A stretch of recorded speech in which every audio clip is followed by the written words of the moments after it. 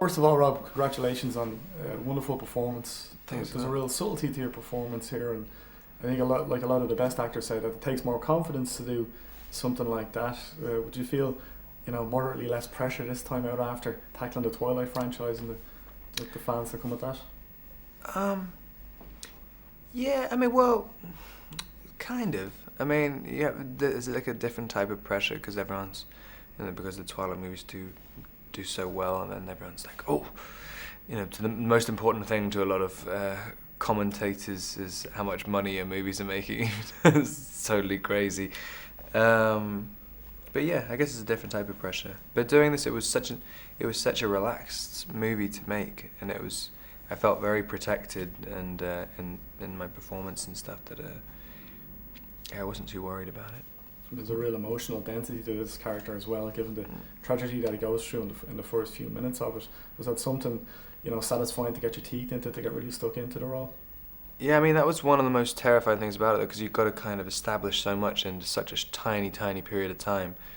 And then I was worried that people wouldn't really pick up on why this guy is the way he is for the rest of the movie, because it's basically, you have a terrible beginning, and then he's pretty much has a lot of good experiences afterwards in a row, but like you can't fully appreciate them as good experiences because they're all tinged with horrible like heartache and depression and grief, and so yeah, that was one of the main worries about the part.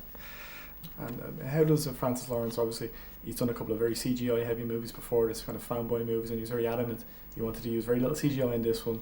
So all the sets are beautifully designed, and the animals are all there. It's not CGI. How much does that age your performance, coming from something with obviously using a lot more effects? When you're there, or are you just in the moment straight away? Yeah, definitely. I mean, we had our base camp across there was a railway track with the real train on, and it was on this big just like this sort of embankment. I mean, there'd be the base camp on one side, and you walked over the railway track, and then you're in the 1930s. I mean, there was nothing apart from the tent, and every single extra was in authentic costumes and stuff. And my stomach is going crazy. Sorry about that. That could be me as well. That was a loud one. That could be me as well.